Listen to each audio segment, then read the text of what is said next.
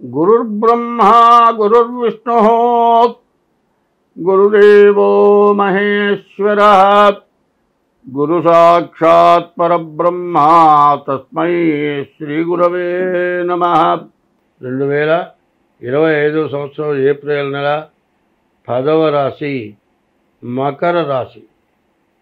మకర రాశికి ఏలినాడు శని చివరి భాగం. 5 సంవత్సరాలు బాగా కష్టపడ్డారు. తర్వాత కుంభరాశి నుంచి మీన రాశికి మార్చి 30వ తారీఖు శని మారుతూ ఉన్నాడు. బాధలన్నీ కూడా తీరిపోతాయి, అప్పులు తీరతాయి. అయితే ఇప్పుడు ఏమనిపిస్తుందంటే, బాగుందని చెబుతున్నావు, ఎంత సంపాదించినా తింటానికి రూపాయి మిగలటలేదయ్యా అంటే, ఏం సాగబోట్లా తీసుకెళ్ళి అప్పులు తీరుస్తావు. ఇంతకుముందేమో దొరికిన చోటల్లా అప్పు చేసుకొని పప్పన్నం తిన్నావు, ఇప్పుడేమో అప్పులు తీర్చి కారపన్నం తింటావు. అంతే, ఏమీ తేడా లేదు. బాకీలు తీరుతాయి, నీకు బాకీ అంటూ ఉండదు. ఉన్న ఆస్తులు పోకుండా నిలబడతాయి. మళ్ళీ పాత మంచి రోజులు చూస్తావు. ఇప్పుడు పడ్డ కష్టాలన్నీ కూడా పోతాయి. నీకు చాలా మంచి రోజులు వచ్చినాయి. ఏలినాడు శని వదిలిపోయింది.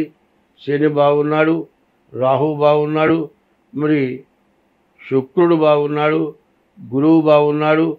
శని వల్ల మోటార్ ఫీల్డ్ వాళ్ళకి అందరికీ కూడా వ్యాపారాలు బాగుంటాయి. రాహు వల్ల రావాల్సిన డబ్బులన్నీ కూడా వస్తాయి. శుక్రుడు వల్ల ఇల్లు కట్టుకోవడం జరుగుతుంది, వివాహాది శుభకార్యాలు జరుగుతాయి, ఆడవాళ్ళ కోరికలన్నీ కూడా తీరుతాయి. తర్వాత గురువు వల్ల విద్య, ఉద్యోగం, విదేశీ యానం ఇవన్నీ కూడా జరుగుతాయి.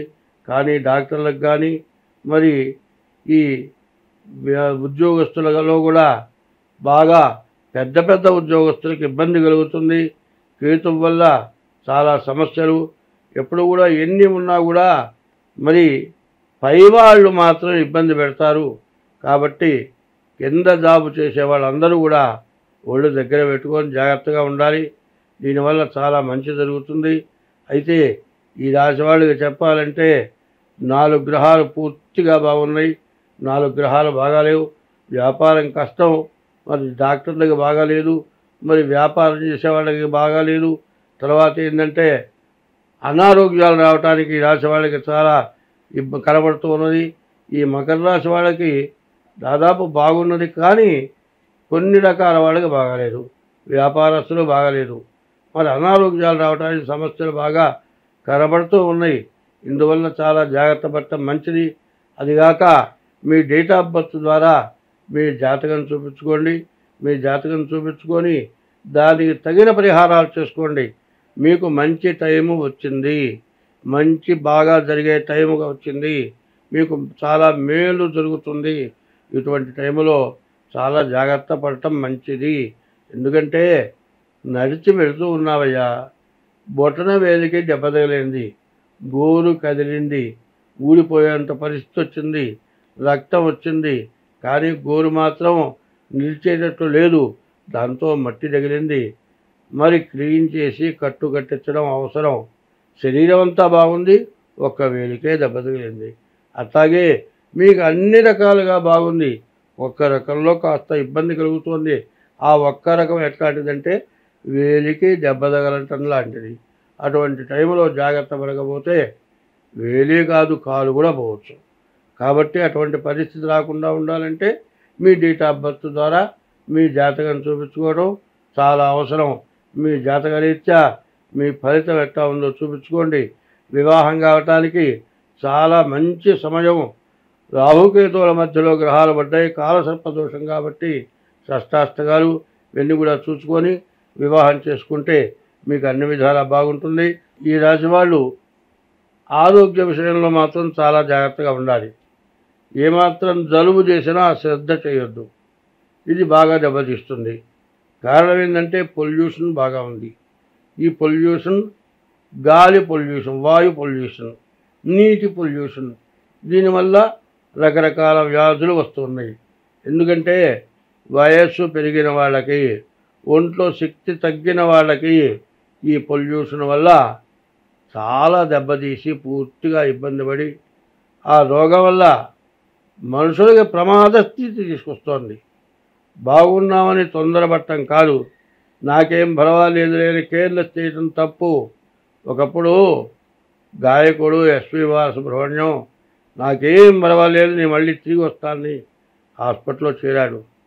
చేరిన తర్వాత మరి ఈ జబ్బు ఎట్లాంటిది, మరి ఆ జబ్బు వల్ల చివరికి హాస్పిటల్ నుంచి ఇంటికి రాకుండా అక్కడే మరణించాడు. డబ్బుకు తక్కువ, మరి వైద్యం తక్కువ, మరి కోట్లు ఖర్చు పెట్టారు, ఇంటికి రాలేకపోయినాడు. కారణం ఏంది? నాకేమీ రాదు అని బయట తిరగటమే తప్పు. ఆ టైంలో కరోనా వ్యాధి చాలా దగ్గరలో ఉంది, ప్రతి వాళ్ళకి పడుతోంది, నువ్వు పోవద్దయ్యా అంటే నన్నేమీ చేయదు అని భయం లేకుండా వెళ్ళాడు. వెళ్ళామైంది, చివరికి కరోనా వ్యాధితో ఇంకా కనీసం 10-15 సంవత్సరాలు బతకగల వ్యక్తి, మరి మంచి గాయకుడు, అందరూ అతన్ని స్మరించేటువంటి వ్యక్తి హఠాన్మరణం అయింది. కాబట్టి ఈ రాశి వాళ్ళు ఎట్లా ఉండాలి అంటే ఎంతో జాగ్రత్త వహించాలి. ఎందుకంటే ఏమాత్రం అనారోగ్యం వస్తే మాత్రం వెనకాడవద్దు, వెంటనే ట్రీట్మెంట్ చేయించుకోండి. మరి అదే పోతుంది లేదు మాత్రం తప్పు. ఎందుకంటే వయస్సులో ఉన్న వాళ్ళకి రోగ నిరోధక శక్తి ఉంటుంది. వయస్సు పెరిగిన వాళ్ళకి 50 సంవత్సరాలు వచ్చిన వాళ్ళకి రోగ నిరోధక శక్తి తక్కువ ఉంటుంది.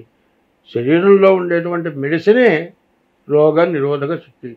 అటువంటి రోగ నిరోధక శక్తి ఉన్న వాళ్ళకి మెడిసిన్స్ ద్వారా రోగం తగ్గాలి. కాబట్టి జాగ్రత్త పడటం చాలా అవసరం. కలియుగంలో భగవంతుడి యొక్క నామస్మరణ చేయాలి అంటే నీ నుంచి ఎటువంటి పాపం చేయకూడదు. ఎటువంటి పాపం లేకుండా ఉండి భగవంతుడిని స్మరిస్తే మోక్షం, మళ్ళీ జన్మ లేదు. జన్మ లేకుండా ఉండాలా? 84 లక్షల జన్మలు మనం ఎత్తాము. ఈ 84 లక్షల్లో ఆకాశంలో తిరిగే జీవరాశులు 21 లక్షలు, భూమి పైన ఉన్న జీవరాశులు 21 లక్షలు, భూమి లోపల తిరిగే జీవరాశులు 21 లక్షలు, సముద్రంలో తిరిగే జీవరాశులు 21 లక్షలు, 84 లక్షల జీవరాశుల యొక్క జన్మలు మనం ఎత్తాము. చివరి జన్మ మానవ జన్మ, దుర్లభమైనటువంటి జన్మ. ఈ జన్మ మళ్ళీ రాదు. ఈ వచ్చిన జన్మని సార్థకం చేసుకోవాలి అంటే ఎటువంటి పాపం కూడా చేయకూడదు. ఎటువంటి పాపం చేసినా ఆ పాపం తెలుసుకొని ఇది తప్పు, ఇది పాపం చేస్తున్నాము అని తెలుసుకొనే చేస్తాడు పాపం. తెలుసుకున్న తర్వాత మరి పురాణాలు చెబుతూ ఉన్నాయి, దీనివల్ల నీవు నశించిపోతావని చెబుతూ ఉన్నటువంటి మాటలు తెలుసుకొని పాపాన్ని పోగొట్టుకొని పుణ్యమైన కార్యాలు చేస్తూ భగవంతుడిని స్మరిస్తూ భగవన్నామం చేస్తూ అందరితో కలిసి మెలిసి ఉంటూ తింటూ తను తింటూ ఒకరికి పెట్టాలి. పెట్టడంలో అర్థం ఏమిటయా అంటే ఇంట్లో 4 ఉన్నారండి, 4గురికి తగినంత వంట చేసుకున్నాం. ఇంకొక మనిషి వచ్చాడు, ఆ మనిషికి కడుపు నిండా పెట్టి మిగిలిన 4 పంచుకు తింటే అంతకంటే చాగలేదు. మరి 4 వస్తారంటే 25 మందికి వంట చేసి ఈ 4 పెట్టగా మిగిలింది తీసుకెళ్ళి మురుకాలలో బారేసి కుళ్ళ పెడితే అది మహాపాపం. అట్లా కాకుండా ఆకలైన వాడికి అన్నం పెట్టాలి, మనం తగ్గించుకోలేనా వాళ్ళకి పెట్టాలి. అట్లా కాకుండా ఎవరైనా వస్తే ఇప్పుడు చూస్తూ ఉంటాం, వాళ్ళకి పెట్టాల్సి వస్తుంది, లోపల దాచుకుంటారు. కానీ ఇంకొక మనిషి ఎక్స్ట్రా వస్తే ఈ రోజుల పరిస్థితులు బట్టి ఆడవాళ్ళు మళ్ళీ మొదలెత్తుకొని వంట చేయలేని పరిస్థితి ఉన్నది. కాబట్టి ముందు వాళ్ళకి పెట్టి కుటుంబ సభ్యులు తలా కాస్త తగ్గించుకు తింటే ప్రాణం పోదు. అటువంటి త్యాగం కావాలి. ఆ త్యాగం ఎట్లా ఉండాలి అంటే అవసరానికి తగినటువంటి త్యాగం చేయాలి. ప్రమాద పరిస్థితుల్లో మరణించేటప్పుడు తలా ఒక చెయ్యి వేసి సెకండ్ల మీద మందు వాడితే బతికేటువంటి సమయంలో ప్రాణ రక్షణ చేయటం. దాహమై చచ్చిపోయేటప్పుడు మంచినీళ్ళు రావాలి. మరి ఆకలైనప్పుడు అన్నం కావాలి, మరి దాహం అయినప్పుడు మంచినీళ్ళు కావాలి. ఇటువంటివి ఎవరైతే చేస్తారో ఈ కలియుగంలో ఎవరైనా సరే తన ఇష్టదైవాన్ని ఎప్పుడూ పూజించాలి. ఇష్టదైవాల్లో మొట్టమొదటి దైవం నిన్ను 10 నెలలు గర్భవాసాన్ని మోసి కానీ పెంచిన తల్లి మొట్టమొదటి దైవం. 2 తల్లి పెంచడానికి తగిన అవకాశం ఇచ్చిన తండ్రి రెండవ దైవం. తర్వాత విద్య చెప్పిన దైవం 3వ దైవం. అసలైన దైవం ఎప్పుడు ప్రార్థించే దైవం 4వ దైవం. తల్లి, తండ్రి, గురువు, దైవం. వీళ్ళని ఎప్పుడు కూడా మర్చిపోకుండా ఉండాలి. కాబట్టి ఈ రోజులు అందరూ తప్పించుకొని ధర్మగుణం కలిగి ఉండాలి. ధర్మో రక్షతి రక్షితః. మరి ధర్మాన్ని నువ్వు రక్షిస్తే నిన్ను ధర్మం రక్షిస్తుంది.